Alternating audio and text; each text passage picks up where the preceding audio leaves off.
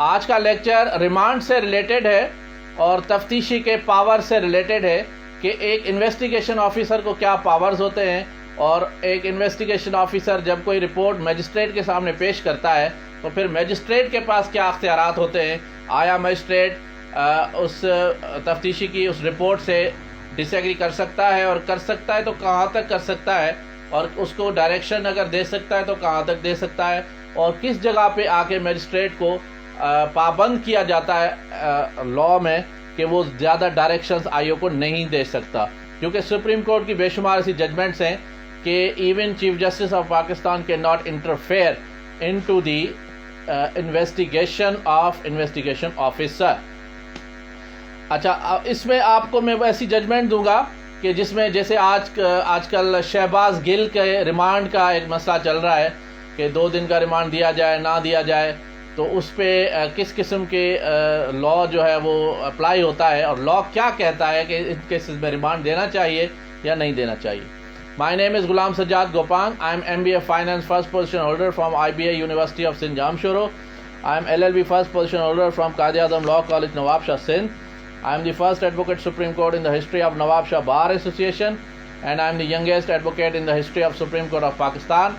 I am having more than 1,000 cases pending at Supreme Court and more than 100 cases reported in PLD law books of Pakistan. My 3 most famous cases are reported in 2019 SCMR page number 2063. My second case is reported in PLD 2020 Supreme Court 293, and my third and latest case is reported in PLD 2022 Supreme Court page number 64. Remand ایک ایسی چیز ہے کہ جس کے دوران تشدد کیا جاتا ہے ملزم پہ، اور اسی وجہ سے ملزم کی پوری کوشش ہوتی ہے اور اس کے وکیل کی بھی پوری کوشش ہوتی ہے کہ ریمانڈ نہ لیا جائے اور جوڈیشل ریمانڈ لیا جائے، یعنی پولیس ریمانڈ نہ لیا جائے اور جوڈیشل ریمانڈ لیا جائے. یاد رہے کہ جب FIR درج ہوتی ہے تو within 24 hours investigation officer and SHO concerned are duty bound to produce the accused before the concerned relevant magistrate, and if further investigation is required or interrogation is required, then the investigation officer is bound to obtain and request and obtain a remand from the concerned magistrate to interrogate the accused.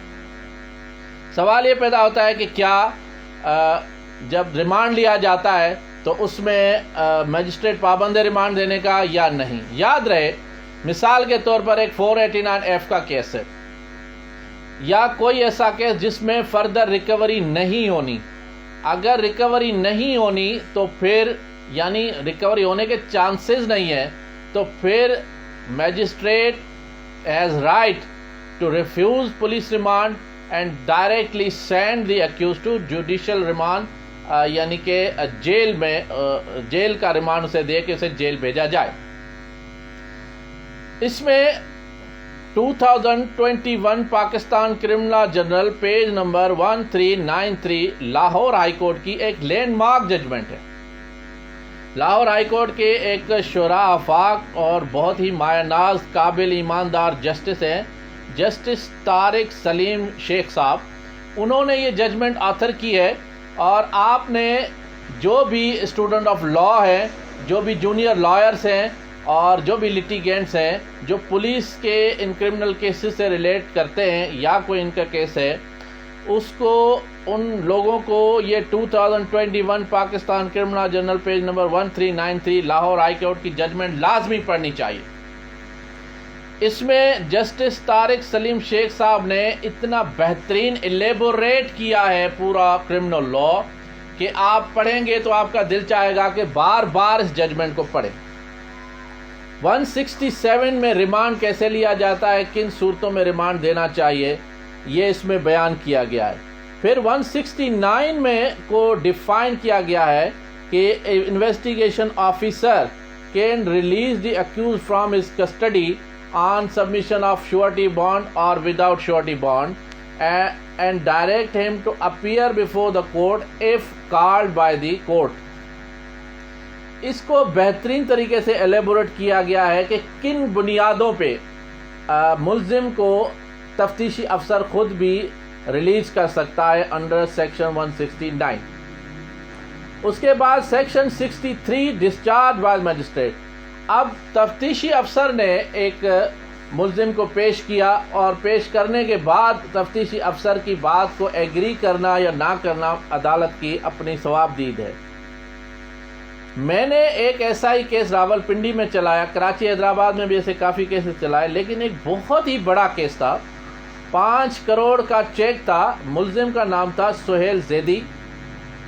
یہ راول پنڈی کی عدالت میں کیونکہ میں زیادہ تر magistrate اور session courts میں نہیں جاتا، لیکن مجھے انگیج کیا گیا ایز اے کاؤنسل کہ یہ ایک بہت بڑا کیس ہے اور اس میں ہم نے سپریم کورٹ کا لائر انگیج کرنا ہے کہ مجسٹریٹ سے لے کے سپریم کورٹ تک جو بھی لیٹیگیشنز ہو تو وہ ڈیل کرے. تو میں وکیل بنا، میں نے وکالت نامہ دیا اور میں پرسنلی خود گیا آرگیومنٹس کرنے کے لیے. دلچسپ بات اس کیس میں یہ تھی، میں سلام پیش کرنا چاہوں گا اس مجسٹریٹ صاحب کو اور ان کی بڑی مہربانی کہ انہوں نے رول آف لا کو ثابت کیا، انڈورس کیا. انہوں نے نہ مجھے کوئی ریلیف دیا، نہ کمپلیننٹ کو کوئی نقصان دیا، لیکن انہوں نے ایک ایسا آرڈر کیا کہ جس میں مجھے ریلیف ملا قدرتی بائی چانس، اور میرے آرگیومنٹس جو تھے ان سے وہ سیٹسفائی ہوئے. 5 کروڑ کا چیک تھا، 489F کا مقدمہ تھا. اس میں جو ملزم تھا اس کے اوپر 420 کا دفعہ تھا جو میرا ملزم تھا، اور جو دوسرا ملزم تھا اس پہ عمران زیدی اس کا نام تھا، اس کا چیک تھا، اکاؤنٹ بھی اسی کا تھا اور سگنیچر بھی اس کے تھے اور جو ٹرانزیکشنز تھی وہ بھی اسی کی تھی. جو ملزم میرا تھا سہیل زیدی، اسے صرف ایز اے وٹنس وہاں شامل کیا گیا تھا.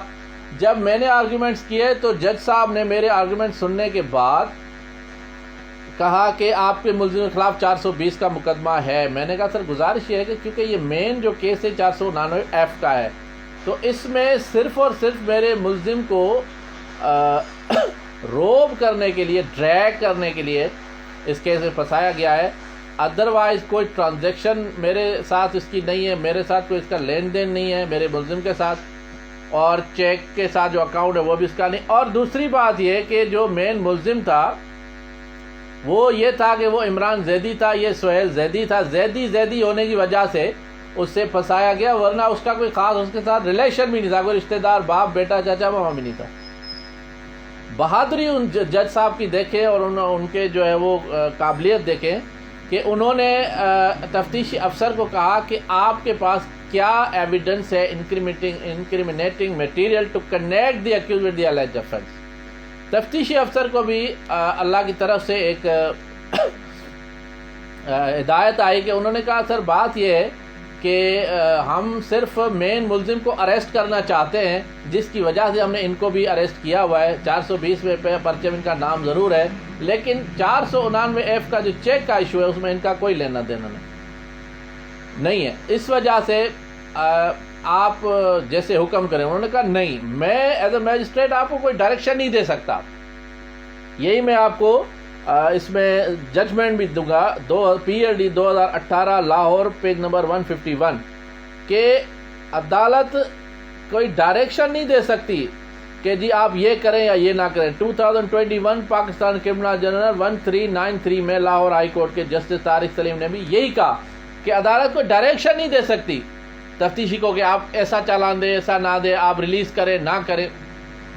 یہ کر سکتی ہے کہ اگر کوئی سیکشن ہے تو وہ ڈیلیٹ کر سکتی ہے، کوئی سیکشن ایڈ کرنا ہے تو ایڈ کر سکتی ہے. تو جب میجسٹریٹ صاحب نے میرے آرگومنٹ سننے کے بعد وہ 420 کا سیکشن اس میں سے ڈیلیٹ کر دیا تو آٹومیٹیکلی جو میرا ملزم تھا وہ کلیئر ہو گیا. جب وہ ڈیلیٹ ہوا اور تفتیشی نے بھی پھر رپورٹ جب جمع کرائی تو پھر وہ ڈیلیٹ ہو کے جو آیا تو پھر عدالت نے یہ حکم کیا کہ ابھی کے ابھی آپ اس کی ہتھ کڑی کھولیں. اوپن کورٹ میں میرے ملزم سہیل زیدی کی ہتھ کڑی مجسٹریٹ صاحب کے احکامات کے روشنی میں راول پنڈی کچہری سے کھلی 5 کروڑ کے چیک کے کیس میں. وہاں سے شیورٹی بانڈ بھی اس سے نہیں لیے گئے کہ آپ کوئی شیورٹی دیں کہ آپ عدالت میں پیش ہوں گے یا نہیں. مجسٹریٹ صاحب نے کہا کہ میں سیٹسفائیڈ ہوں کہ اس کا اس کیس سے کوئی لینا دینا نہیں. پھر ایک اور چیز میرے ایکیوز کے فیور میں یہ تھی کہ ان کے خلاف اس قسم کا کوئی پرچہ نہیں تھا، ان کا کوئی کرمنل ریکارڈ نہیں تھا، اور وہ ایک یونیورسٹی میں پڑھانے والا ایک افسر بھی تھا اور یعنی قابل احترام बंदा था, तो उसे मजिस्ट्रेट साहब ने रिलीज़ कर दिया। 169 की जो उसकी रिपोर्ट थी उस पर और 63 में मजिस्ट्रेट ने उसे डिस्चार्ज किया। फिर एक सेक्शन ऑफ लॉ आता है 497 का कि आया 497 में तफ्तीशी के पास कितने अख्तियारात हैं। याद रहे कि आमतौर पे पहले 169 में जब तफ्तीशी आज़ाद करता था किसी मुलजिम को, तो वो आसानी से क्योंकि उस टाइम तफ्तीशी अफसर भी बड़े काबिल होते थे, अक्सर जज साहिबान एक्सेप्ट करते थे। लेकिन अब 169 में मुलजिम को आज़ाद करना बहुत मुश्किल होता है, लेकिन तफ्तीशी कर ज़रूर सकता है। लेकिन 497 जो है, जिसे कॉलम नंबर 2 कहते हैं, वही पावर मैंने यूट्यूब के लेक्चर में आप देख सकते हैं, मैंने लेक्चर में डिफाइन किया 497 को। वही पावर जज के पास भी होता है ज़मानत देने का, और वही पावर तफ्तीशी के पास भी होता है। लेकिन वो कॉलम 2 में जब मुलजिम होता है, बाहर होता है, जेल में नहीं होता, लेकिन होता है। 2013 SCMR पेज नंबर 51 में भी यही चीज़ कही गई है कि मजिस्ट्रेट डिस्चार्ज कर सकता है। 489F का ये भी केस था, जैसे मैंने आपको बताया, इसी तरह का ये भी केस था। 2021 Pakistan criminal general 1393 justice Tariq Salim Sheikh साहब ने मजिस्ट्रेट का वो ऑर्डर बहाल रखा। ये जो मेरा केस था वो इससे पहले था। ये एक और केस है जिसमें जज साहब ने ऑर्डर किया कि 489F में there was a civil dispute in between the parties, और गारंटी चेक था। गारंटी चेक में मजिस्ट्रेट ने अगर उनका 169 में जो चालान था या रिपोर्ट थी वो एक्सेप्ट की और 63 में डिस्चार्ज किया, तो constitutional petition, writ petition complainant की थी वो डिसमिस की जाती है और मुलजिम को बरी ही रखा जाता है। 2021 Pakistan criminal general page number 293 और PLD 2018 लाहौर 151 में भी यही अहकामात हैं कि जो तफ्तीशी अफसर है उसके पास पावर है, लेकिन उसने अपनी पावर को जो एग्जीक्यूट करना है वो नेक नियति से करना है और बदनीयति से नहीं करना। मेरा YouTube चैनल सब्सक्राइब करें, ये वीडियो लाइक और आगे शेयर करें, और GSG law firm Nawab Shah Hyderabad, Karachi and Islamabad Facebook पे पेज मेरा है, उसे भी लाइक और शेयर करें, और मेन पेज गुलाम सजाद गोपांग AAC लाइक और आगे शेयर करें ताकि ये वीडियो आप तक पहुंच सके। Thank you very much.